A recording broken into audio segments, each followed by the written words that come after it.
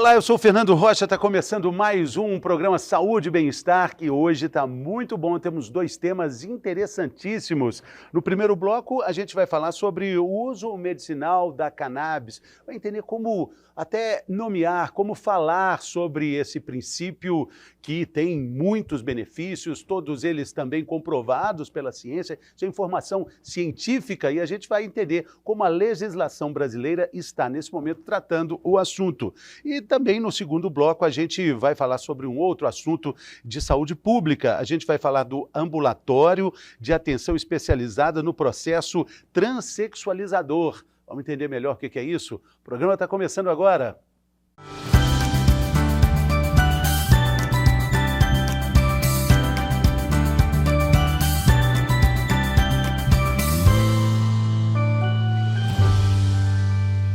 A gente começa, então, o primeiro bloco do programa de hoje falando sobre o uso de cannabis para o tratamento de diversas doenças. A lista é imensa. A gente poderia falar aqui sobre Alzheimer, Parkinson, glaucoma, para minimizar os efeitos de tratamentos oncológicos. Enfim, a gente tem uma conversa longa nesse primeiro bloco aqui com Gustavo Palhares, que é empresário e criador da Easy Labs, uma empresa aqui de Belo Horizonte, com muito orgulho, que tem ações alternativas voltadas para a saúde à base de cannabis e medicamentos também fitoterápicos. Bem-vindo, Gustavo. Obrigado, alegria de Fernando. receber aqui. Prazer é meu, obrigado pelo convite, um prazer estar participando aqui do programa. Exatamente. Então, muito se fala sobre o tratamento medicinal à base do THC, do canabidiol, enfim, mas pouco se sabe de fato. Existem, de fato, mais perguntas do que respostas, né, Gustavo? Vamos tentar esclarecer alguns pontos aqui. Com certeza, eu acho que é um desafio grande que a gente tem, né? Agora a gente registrou nosso produto, lançamos em 1.500 pontos de venda, é justamente trazer esse nível de informação tanto para a sociedade civil quanto para a sociedade médica. Exatamente. A primeira coisa, como é que a gente vai definir esse produto? A gente vai falar produto à base de maconha, a gente vai falar produto à base de canabidiol, a gente vai falar de THC. Qual é o nome correto? Em 2019, a Anvisa ela aprovou uma regulamentação, que é a RDC 327, criando uma classificação nova de produtos chamada produtos de cannabis. Tá? Produtos de cannabis. Exatamente, esse é o termo correto. E os produtos de cannabis, eles seguem uma lógica para registro, que foi um meio termo, né, que a Anvisa criou, que tá ali né, como um caminho para poder chegar ao registro de medicamento. Tá? Então, as indústrias farmacêuticas que tiverem as certificações exigidas pela Anvisa, apresentando estudos que comprovam a segurança e a qualidade do produto, conseguem o registro para comercializar na farmácia. Então, o produto de cannabis, ele pode ter THC ou não? Pode. Os dois princípios ativos que a Anvisa regulou foi justamente o canabidiol e o tetrohidrocannabinol, que é o THC. E você pode ter esses dois compostos nos produtos de cannabis em concentrações diferentes, mas sempre com uma predominância do canabidiol sobre o tetrohidrocannabinol, né, o THC, que é uma substância que requer um controle um pouco mais especial. E aí a gente está falando da maconha, está falando do baseado, né? Isso é THC. O canabidiol não tem nada a ver com isso? O canabidiol e o THC, eles são dois princípios ativos extraídos da mesma planta, cannabis, né, que é a cannabis e comumente chamado de maconha também em outros mercados. Sim. Então, a partir dessa planta, é possível, já mapearam mais de 300 canabinoides, que são esses princípios ativos que estão dentro da planta da cannabis, sendo que o canabidiol e o THC, né, o CBD e o THC, hoje são as mais estudadas e as mais conhecidas. Mas a gente tem um campo enorme de descobertas ainda. Hoje já estão tendo bastante estudos focados no CBG, por exemplo, que é um outro canabinoide, no CBN, dentre outros. Quanto mais avança essa pesquisa, esses estudos avança também a descoberta que o nosso organismo tem receptores também adaptados para todas essas substâncias, né? Perfeito. Acho que a descoberta mais importante, né, foi justamente entender que o nosso corpo humano detém um sistema que chama sistema endocannabinoide. né? Um sistema composto de receptores celulares que recebem ali, se acoplam perfeitamente nesses princípios ativos oriundos da cannabis, gerando diversos benefícios para o corpo humano. E aí você começa a entender muito, né, a atividade, como que esses ativos se comportam no corpo humano, porque o sistema endocannabinoide está localizado no corpo inteiro, principalmente no sistema nervoso central, que comanda basicamente todas as funções do nosso corpo. Isso é impressionante. Eu gostaria de ir até mais além, falando da planta cannabis, né?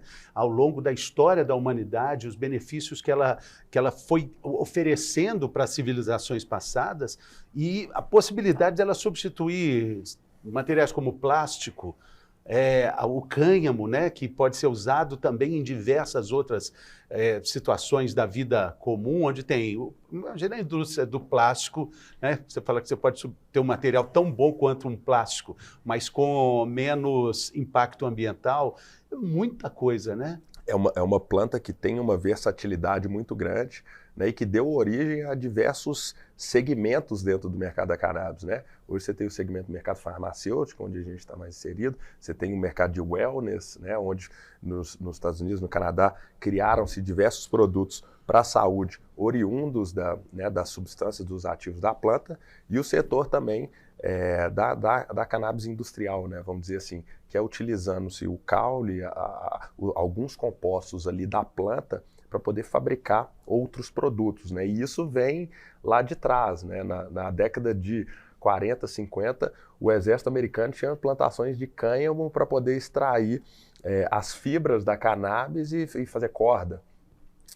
Né, a gente tem né, informações, registros históricos de que as cordas das caravelas dos portugueses que descobriram o Brasil eram oriundos de cânhamo. Então foi uma planta que no passado ela já tem uma utilização, né, já há algum tempo.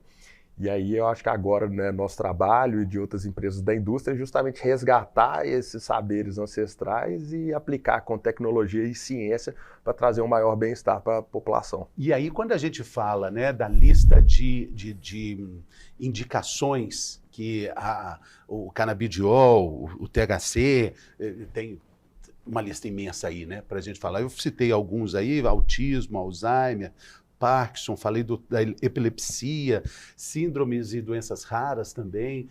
A luta de famílias que tem principalmente crianças com epilepsia, o histórico da luta dessas famílias é algo emocionante, né? A luta jurídica para conseguir, primeiro para a diferença que o tratamento à base de canabidiol fez na qualidade de vida dessas pessoas, desses indivíduos, né? Isso é fato. Nós estamos falando de informação. Isso não é um palpite, isso não é o que a gente acha, isso é uma informação, né? Com certeza, e eu acho que isso traz uma motivação adicional, né, para todo mundo que está nesse mercado.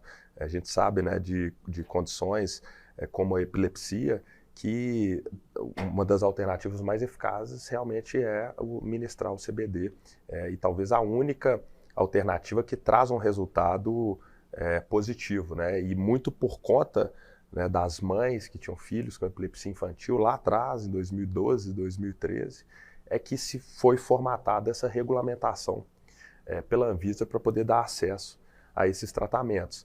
Em relação aos efeitos, né, do canabidiol, do tetrahidrocannabinol, isso vem muito da explicação da função do sistema endocannabinoide. Então hoje, né, o CBD talvez seja a substância mais pesquisada ao redor do mundo. Existem já estudos bastante robustos ao redor do mundo, né, e agora se desenvolvendo aqui no Brasil também, que comprovam um resultado bastante eficaz, né, em linhas ligadas à neurologia e linhas ligadas à psiquiatria, que eu acho que envolve muito essas patologias que você mencionou. Agora, é preciso também, né, Gustavo, um ponto de atenção, porque existe uma sensibilidade aí quando a gente fala nessa lista imensa de doenças que podem ser tratadas com os componentes aí da cannabis. Porque aí a gente fala de uma panaceia, e aí se é bom para tudo, se serve para tudo, não serve para nada. Né? É preciso uma atenção nesse ponto aí, né, porque fica tudo muito generalizado, né? Com certeza. E aí a importância, né, de você trazer ciência e a comunidade médica, né, os médicos têm um papel extremamente importante para poder fazer a indicação e a recomendação devida para o paciente. Então, não é uma substância que serve para tudo, né? Já está sendo amplamente descoberto que tem um efeito muito ligado a questões neurológicas e psiquiátricas. É comum em qualquer tipo de substância você ter mais de um efeito, né? O off-label, o famoso off-label, né? Exatamente. Que acaba sendo benéfico para outros. A gente vê muito falar sobre isso, já fizemos programas aqui falando sobre os remédios para emagrecer. Muitos deles têm essa derivação chamada off-label. Serve para uma coisa, mas acaba sendo utilizado para outro. Remédios até para nascer cabelo, né? Tem essa função também, né? Perfeito, acho que é muito por aí, mas sem dúvida requer uma atenção especial, né? E um acompanhamento médico para que a substância seja ministrada da maneira correta e para o sintoma ou para a patologia correta. Realmente não serve para tudo. Não serve para tudo. Agora, vamos falar mais claramente. A gente está entendendo, queria de novo frisar, não é uma questão de opinião do Gustavo ou aqui do Fernando, é uma questão de informação. A gente trabalha e lida aqui com informação útil sobre saúde e qualidade de vida, informação científica avalizada, recomendada, chancelada por grandes especialidades do mundo todo. Mas a gente precisa entrar em alguns detalhes que acabam virando um barata voa na informação. Primeiro deles, né? Assim, deixa a pessoa meio doidona, né? E o que vai dar esse barato é o THC, ok? O THC é a substância que tem esse potencial. Aí a pessoa está assistindo a gente e vai falar assim, poxa, Gustavo, mas eu vou tomar, eu vou ficar meio assim, vai ter... Essa pergunta você deve ter respondido milhões de vezes, né? A gente tem, né, tem linhas de medicamentos com baixíssimo ou nenhum composto de THC, né, aí no que medicamento. Tá. Nenhum THC. Então não tem... Aí a resposta é, não vai ficar.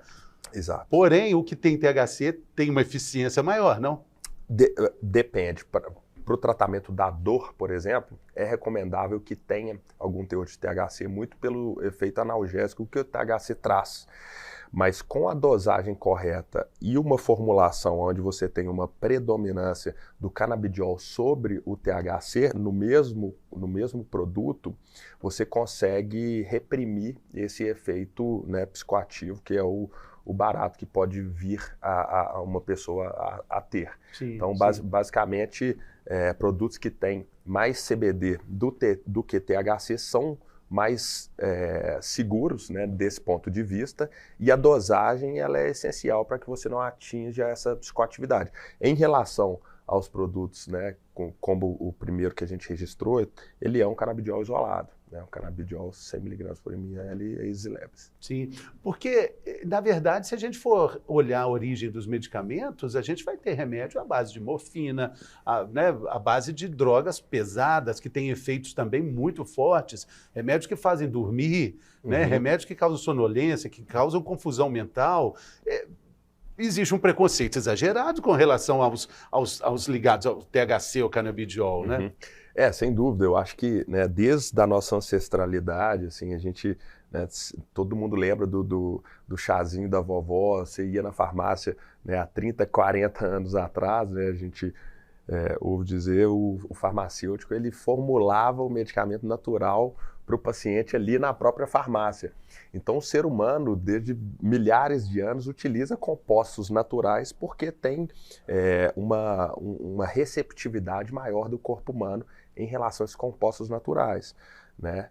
Com o advindo da indústria farmacêutica e da indústria dos medicamentos sintéticos, teve uma mudança muito grande até da própria prática médica em relação a isso. Acho que, né, esses compostos sintéticos também são extremamente importantes em alguns momentos, mas eu acho que com o passar do tempo,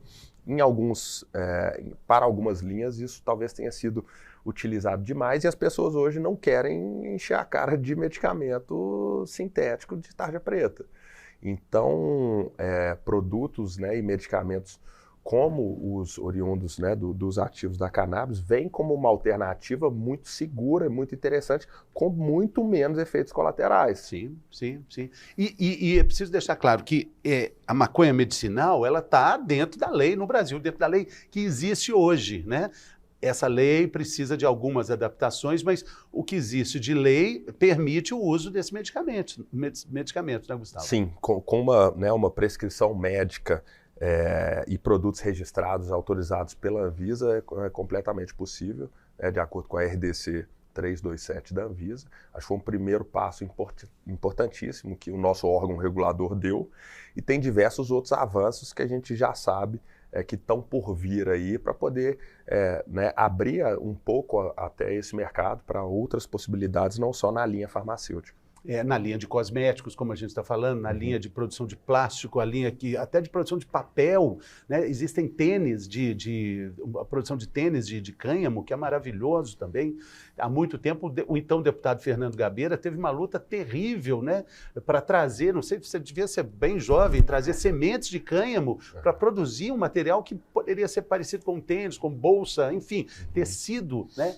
Imagina o quanto se gasta de água para fazer uma calça jeans, é uma coisa absurda, litros e litros de água boa para fazer uma calça jeans. Imagina a produção de roupas, mas também poderia substituir, de alguma forma, os tecidos. Enfim, é impressionante falar sobre isso, mas é mais impressionante ainda quando a gente pensa que o Brasil tem um território vasto, amplo, com uma condição climática favorável para uma produção que pode sustentar quase que o mundo inteiro, né? Você está dizendo, tem pesquisas no mundo inteiro avançando sobre isso. Nós temos aqui a condição de plantar, de produzir, de desenvolver.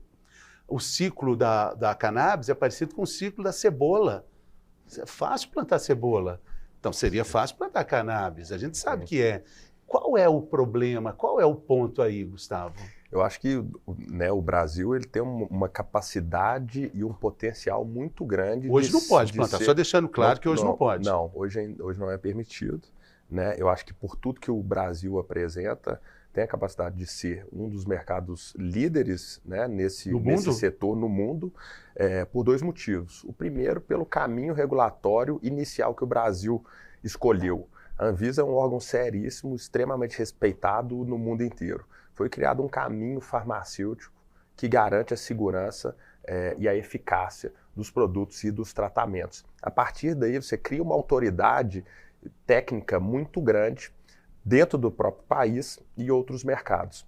Abrindo-se depois, né, eventualmente regulando, tem o PL 399 que está em discussão no Congresso Nacional para abrir outras possibilidades, né, de mercado, como o cultivo, né, o cultivo para fins medicinais. Se isso vier a acontecer, a gente é um país que domina o agronegócio. Então, com certeza, trazendo mais etapas da cadeia produtiva para o Brasil, isso melhora o controle, isso reduz o custo e, consequentemente, o acesso. Sim, porque hoje existem questões judiciais que permitem que grupos, famílias, como a gente falou no início, né, essa rede de apoio, né, de familiares que lutam contra a epilepsia, doenças complicadas, raras também, conseguiram, né, judicialmente o direito de plantio, né, Gustavo? Sim, começou muito, né, por judicialização em 2003, 2004, até apenas o acesso ao produto, né? Depois isso foi evoluindo e hoje tem algumas pessoas que têm uma autorização judicial, sim, para cultivo, né, em caráter de exceção, e eu acho que até esses movimentos têm feito com que os órgãos reguladores e o próprio Estado se atente para a necessidade de regular, porque quando você abre exceção demais, você pode eventualmente perder um certo controle, não é isso que né, o nosso... É para isso que vem a regularização. Exatamente. Né? Agora, Gustavo, me fala um pouco do trabalho do seu laboratório, né? O Easy Labs, laboratório mineiro, pioneiro em várias ações com relação à difusão desse medicamento que a gente está vendo, que é questão de tempo dele, né, ser de uma importância muito grande, né? Mas então, você produz o remédio, mas você tem que importar a matéria-prima. Isso, exato. A Easy Labs hoje é uma indústria farmacêutica especializada em soluções naturais e inovadoras, né? Sendo que produtos de cannabis hoje é o nosso principal portfólio. A gente hoje é a primeira indústria farmacêutica especializada no setor, 100% autorizada pela Anvisa, e o nosso processo produtivo hoje, feito pela Easy Labs Pharma, é o processo de importação, né, do insumo, através de fornecedores qualificados, numa via de compliance interna nossa, e a formulação desses Todos produtos... eles lá dos Estados Unidos, Canadá? Isso, de mercados de fora. A gente importa esse insumo, né? Criamos um know-how todo da parte de desenvolvimento de formulações específicas para fins específicos. Então, chegando esse insumo na indústria, né, além de todas as etapas do controle de qualidade e do P&D, né, da área de desenvolvimento de produtos, a gente formula os nossos produtos de cannabis específicos, coloca isso na linha de produção, registra no mercado e faz o lançamento deles e distribuição nas redes de farmácia. Agora, essa importação faz com que o produto fique muito caro, né? Sim. Atualmente a gente está trabalhando já, né, fizemos uma verticalização de uma segunda etapa, que é permitida no Brasil também, que foi permitida a partir de uma nota técnica da Anvisa, que é a parte de purificação e padronização do insumo em solo nacional. O que isso significa? Eu vou conseguir importar um insumo num formato mais bruto e ter um pouco mais de controle nessa cadeia produtiva. Tá? E hoje a gente já domina também uma parte fora do Brasil, tá? Na Colômbia especificamente, onde a gente tem o controle das nossas genéticas específicas proprietárias. Então, por conta disso, a gente conseguiu criar uma cadeia única de produção e um produto extremamente padronizado, né? E com a ponta da indústria farmacêutica e da farmacoquímica 100% autorizado pelo órgão regulador. A experiência do Uruguai, nosso vizinho, que liberou, eu não gosto de falar o uso recreativo, porque é difícil falar, tem uso recreativo do vinho, né? É complicado também. Ele abriu o consumo, né, o Uruguai. Qual é a diferença da legislação que existe lá e da nossa legislação e do avanço do uso medicinal da cannabis no Uruguai? Um país que é muito, muito pequeno, né, e talvez por isso pode ter algumas dificuldades, mas também pode ter mais facilidades, né? Sim, eu acho que o caminho que a gente escolheu aqui no Brasil foi muito interessante porque ele foi pelas vias corretas e foi numa via de criação de valor muito grande, que é na parte medicinal, né? A partir do momento que você tem controles específicos, etapas que você garante a segurança, que você garante a qualidade, você tem uma geração de valor maior. E quando você fala do mercado farmacêutico, né, o arcabouço regulatório ele já está ali, já existe e já funciona. Você só tem que se adaptar a ele, né? Exatamente. O Uruguai ele começou por uma via onde ele foi, né, talvez lá na frente, regulou o mercado recreativo, na verdade autorizou o mercado recreativo, depois veio o mercado medicinal, então fez o caminho contrário, e foram se criando as regulamentações a partir daí. Então, na prática, eles tiveram muitos desafios para poder fazer com que o mercado evoluísse da maneira correta, né? Até esperava-se muito potencial, esperava-se muita velocidade do Uruguai, que acabou se perdendo por conta, talvez, dessas lógicas por onde iniciar a regulamentação. A gente viu recentemente a notícia que em São Paulo, o governador recém-eleito, o Tarcísio, né, ele liberou o acesso do SUS, o acesso dos medicamentos via SUS, do medicamento à base de canabidiol. O que de fato é isso? Como é que a gente pode comparar? O que aconteceu em São Paulo com o SUS de São Paulo, que pode acontecer com os outros SUS no resto do Brasil e aqui em Minas também? Eu acho que a regulamentação do setor como um todo, né, normalmente ela é desencadeada por alguns elementos específicos, né, muito por tendência de outros mercados, por ter um crescimento de demanda, aumento de descobertas científicas e acredito também o elemento econômico-financeiro que é extremamente importante. Né? Nos últimos anos teve um crescimento muito grande de pessoas que entravam na justiça pedindo para que o governo arcasse com o custo do tratamento, pelo fato da saúde ser um direito constitucional. Por conta disso, isso começou a gerar um custo muito elevado para o governo, onde se não tinha, né, uma análise em relação à qualidade, em relação a preço, muitas vezes. E o processo, né, do SUS, onde você abre um processo licitatório, você garante uma competitividade, tanto para que o Estado tenha um custo mais eficiente, né, de compra desses medicamentos e distribuição para a população do que pela via judicializada. Então, acho que foi um movimento extremamente importante, né, do Tarcísio, governador do estado mais rico do Brasil, aonde começa a fazer um posicionamento tanto cultural quanto também de eficiência de custo do próprio estado. Sim. Então, existe uma demanda, o estado, se ele fornecer e atender essa demanda, vai ser melhor para todo mundo. Então, foi por aí que está criando-se essa lógica para que o SUS entre na jogada e a gente tenha produtos de cannabis disponibilizados na rede pública de saúde. Para a gente caminhar aqui para o fim desse papo muito bom aqui com o Gustavo Palhares, da Easy Labs, empresa aqui de Belo Horizonte, eu queria que você deixasse aqui como é que fica essa informação. As pessoas que estão assistindo a gente aqui, qual é o caminho para buscar esse tipo de medicamento? É via médico, via laboratório? A receita fica retida? Tem aqui o tipo B, que é a cor azul, o tipo A, que é a cor amarela. Isso indica graduações de THC, né? Uhum. Como é que isso funciona? O melhor caminho, sem dúvida, é procurar seu médico. Né, nós estamos trabalhando numa comunicação médica ampla para que os médicos também saibam que os nossos medicamentos estão disponibilizados na farmácia, através da prescrição do receituário azul em qualquer farmácia do Brasil inteiro. O canabidiol 100 mg por ml Easy Labs. Tá bom. Com relação aos médicos, ainda existe uma estrada para ser trilhada para o entendimento? A medicina é a ciência das verdades transitórias, né? Eu imagino que a estrada seja longa, não? Não, com certeza é uma ponta que a gente está atuando muito, né? Hoje a gente tem uma área específica no site da Easy Labs Pharma, onde a gente busca trazer o máximo de conhecimento possível para a sociedade médica, para educá-los também, né? Trazer o máximo de informação possível para que para que o médico tenha o conhecimento também de como aplicar, né? Como ministrar o tratamento, em qual dosagem, para qual tipo de paciente. Isso tudo é possível encontrar no nosso canal médico. Então é algo que a gente está atuando aí com bastante energia. Nisso tudo, a recomendação que fica é que existe um remedinho muito precioso, muito valioso, que se chama informação, e a gente não pode prescindir, né, dessa pílula de informação diária com tão certeza, necessária, né, Gustavo? É isso aí. Acho que contra-informação, né, não tem o que se falar. Exatamente, contra informação científica, né? A gente tem visto isso cada vez mais. Gustavo Palhares, muito obrigado, sucesso.